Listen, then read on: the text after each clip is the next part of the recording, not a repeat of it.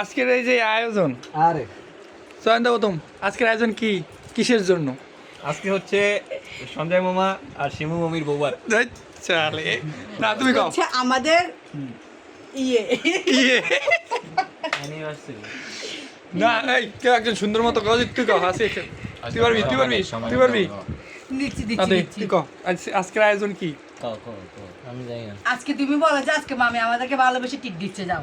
না, সত্য কথা কইতে হবো। না সত্যি কিছু না, এমনিতে ওই অ্যানিভার্সারি না না, আজকের এই যে আয়োজন দেখতেছো না, আমার জন্মদিনের উপলক্ষে। না না, আজকের এই যে আয়োজন দেখতেছো, এই যে এগুলা ওই যে হোলির দিন,